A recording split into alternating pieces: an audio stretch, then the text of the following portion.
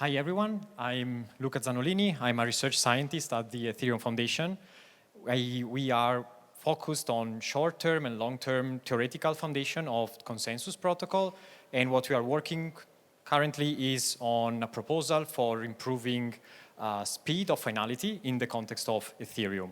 The talk of today is not a technical talk, but it's more about the nature of the consensus protocol of Ethereum, meaning why it has the properties that it has and why we are optimizing on them. So it's not going to be a technical talk, more a high-level philosophical talk about the property of the consensus protocol of Ethereum. So let's start with a fact. Ethereum, over 10 years, never stopped producing blocks. Over 10 years, the chain kept growing through the merge, like the move from proof of work to proof of stake, through outages, through client bugs, through major protocol updates. The protocol kept producing blocks, regardless of any sort of participation level. And this is not by luck.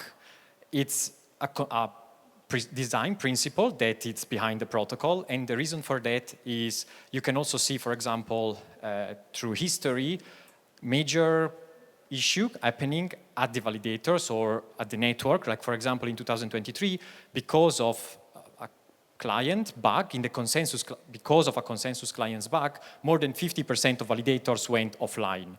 Despite that, the chain kept growing, blocks kept processing, and the chain remained unaffected. Of course, what kind of a protocol never halts, and can you prove it? Of course, we have a property in distributed system that is called dynamic availability. This property is exactly this property that I just talked about. Basically, if you have a protocol that is dynamically available, it means that it's live as long as the awake majority is honest. Of course, this is something that we already have in Bitcoin, for example, but it turns out that in Bitcoin or in proof of work system, this is easy to achieve. If you consider proof of stake system, proof of stake protocols, then, well, this becomes particularly complicated. And this is actually one of the key property of the Ethereum, in the sense that validators that are offline are not counted against any fault budget, and the chain keeps building regardless.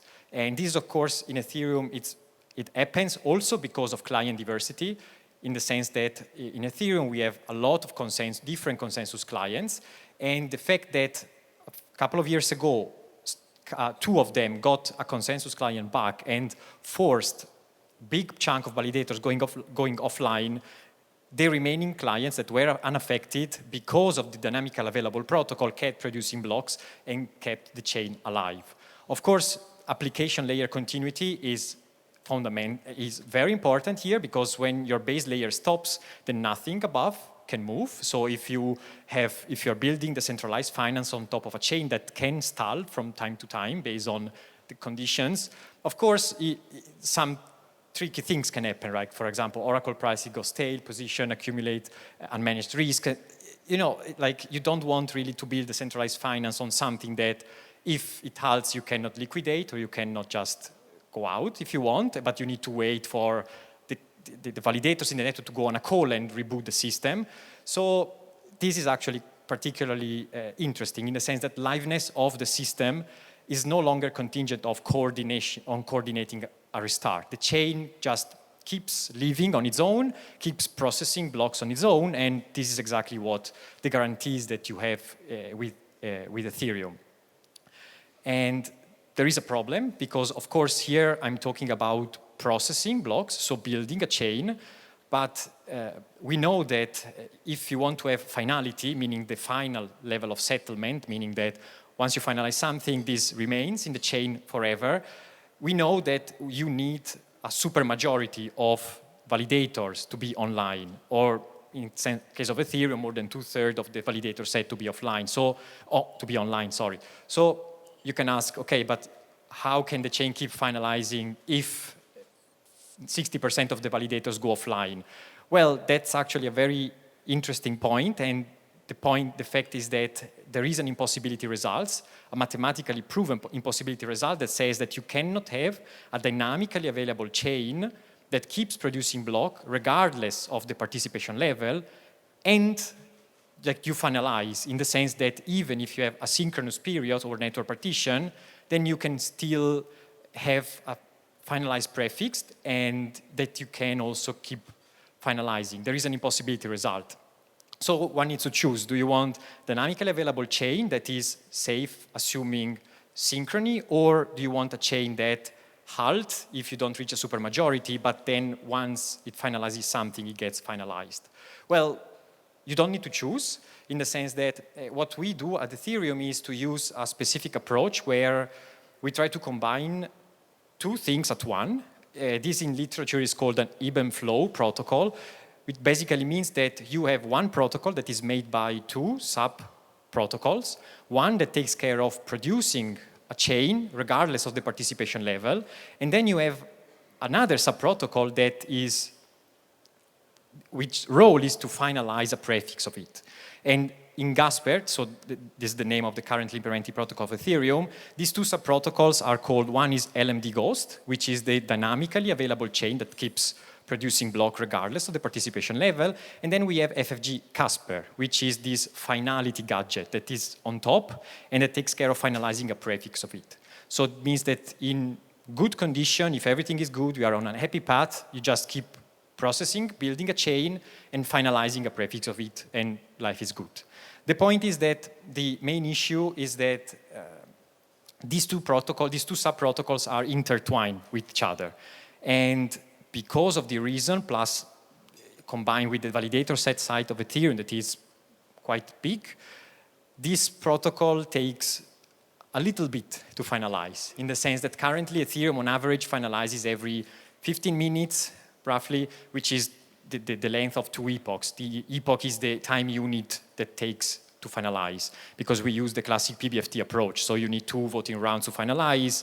If you have the whole validator set that is spread across 1 epoch, then you need 2 epochs to reach the whole to reach finality. So the proposal that we are working on is actually to keep this idea of having one heartbeat, one dynamically available protocol that keeps finalizing, that keep building a chain that is dynamic available, and a decoupled finality gadget, which of course, the way in which I'm presenting, they seem exactly the same because we build a chain and we finalize with a sub-protocol, but there is a very fundamental, like a very structural difference in the sense that now finality is not anymore on the critical path for building blocks. This means that you could potentially have a heartbeat or this dynamically available protocol that instead of requiring partition of the whole validator set into committees in order to build blocks and finalize at the same time because they are intertwined, then here you can have a heartbeat or a dynamically available protocol that has instead very small committees, like 256 validators, and each committee proposes a block and votes on this block. So basically what you have is that you make these two sub-protocols disjoint. One protocol takes care of building a dynamically available chain, regardless of the participation level, and another protocol that when we have supermajority of validators online can take care of finalization. And this is exactly what's going on now as a future research direction. Ideally is by 2029, 2030 to have a full structured proposal to propose to the community and see if we can swap the consensus protocol that is currently implemented with something that finalizes much faster. Turns out that in this way we can actually reach a finalization time of less than a minute or much faster. And the nature of this speed is because we are able to decouple the two protocols.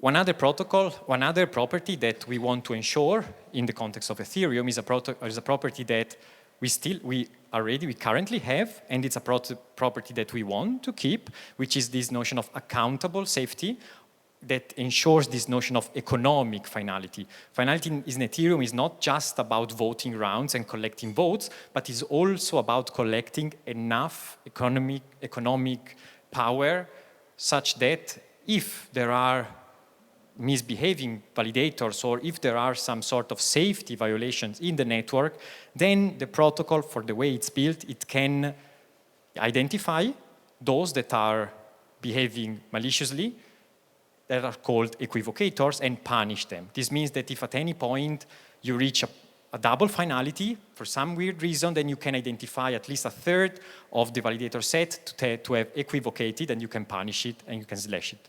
This notion of economic finality is what also makes Ethereum very, very strong, because of course right now there are a lot of billions in stake, and the economic power required to finalize a conflicting block is massive. And on top of that, if you do it, you also lose all of them because of accountable safety. So this is a core property of the protocol that we want to ensure, and that is currently ensured. So far we saw these three design ideas behind the protocol. One is you want a chain that never halts, regardless of the participation level. You want to keep building blocks forever, regardless of anything, regardless of the participation level.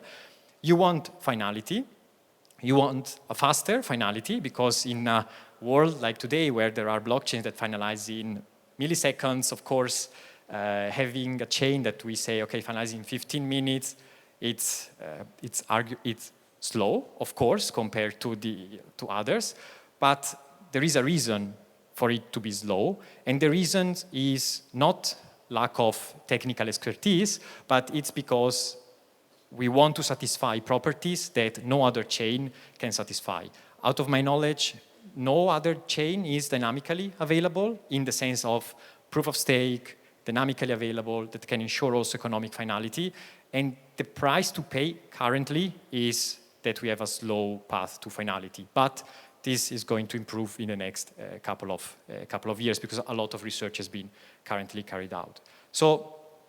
And on top of that, you want economic finality. So these are the three core principles that we want. But one last core principle is the fact that we want a chain to be self-healing. So what you want is that a chain that, regardless of the participation level, again, you keep producing a block, but you can ask, what if those 40% of validator that went offline never come back? Then you stop finalization, right? Because if you need 2/3 of validator set to be awake and voting and ready to vote, yes, if 40% of validators go offline for, I don't know, a little bit, you stop temporarily finality, you keep building a chain, but then they come back online and then they just keep going, finalizing. But what happens if those 40% never come back online? Then you need to necessarily rely on an external mechanism, like you go on a call and you make it that way that you are able to resume finality. This is something that we don't want, because again, it would mean that we need to rely on an external mechanism to reboot the system, to reboot finality in this case. We don't want this. Currently, Ethereum has a mechanism that is called inactivity leak, which basically means that if for some time, like 4 epochs, for example, just to be precise, but if for some time you see that finalization is not happening, the system itself recognizes that you stopped finalization, and it enters this inactivity leak mode, which basically means that over time, quadratically, the validators that are not participating in the protocol get their stake drained from the system. This means that if you are 40% of validators that choose to not participate anymore in the system, and you stay offline for long enough, for long time, then you are counted as malicious. There is an in-protocol mechanism that starts draining stake quadratically, because of course, if I'm a validator that, I don't know, went offline for half a day, you don't want to get completely slashed. You don't want that I'm completely poor if I resume in 2 hours. So the way in which the validators have their stake drained is quadratic. So somehow the longer you stay, the more stake you get drained. And it takes, I think, a couple of weeks to have your stake completely removed. And this is a core property, because this core property means that you have a system that is completely independent on human intervention because it can keep building a chain regardless of who is participating. If too many participants are offline, you have a mechanism that is inside the protocol that recognizes that some of them stop participating into finality, and you just start punishing them to make them aware of, look, if you don't come back, you're just done. And of course, if you consider that, for example, 40% of validators are offline and you start removing their stake, then it turns out that after some time, all of their stake is gone, and you reevaluate the stake because now the 60% that is left online becomes the 100% of the stake that is online. This means that then you can reboot naturally finality. And this is also a property that we want to keep in the new proposal that we are building. And the resulting protocol, of course, is a protocol that is, again, independent or from human intervention, that can enable, in case of, for example, client bugs, as it happens, as I mentioned at the beginning, you can allow client teams to go on a call and solve their bug without having the pressure of saying, look, the chain is gone, we need to do it fast. They can solve it. In the meantime, the chain keeps processing blocks, and then they can come back online and keep processing finality. If they don't, then we have an enshrine mechanism in the protocol that punishes them and that can enable finality to resume. So all of these properties somehow are properties that are structural, architectural, are not necessarily driven by principle, because if we take the principles like censorship resistance, privacy, etc., then there are other mechanisms for that. For example, there is this fossil mechanism, EPBS, all of this type of mechanism that can satisfy core principle of Ethereum. But these that I mentioned now are more philosophical ideas made architectural, in the sense that you just want a chain, you just want this object in the universe, in the world, that is Ethereum, and wants to be independent from human intervention. Humans can work on it, can solve bugs, but you don't want the chain to stall, you don't want finality to stall, and you want that if finality stalls, you need a mechanism that enable the chain to self-heal by itself. So these are four of the properties that we have. We can do better. We are trying to do better in research, especially with respect to finality time.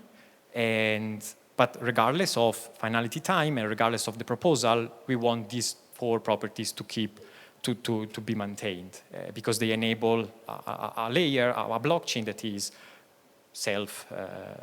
independent and that can self-heal and is actually quite nice, if you ask me. Yeah, thank you very much.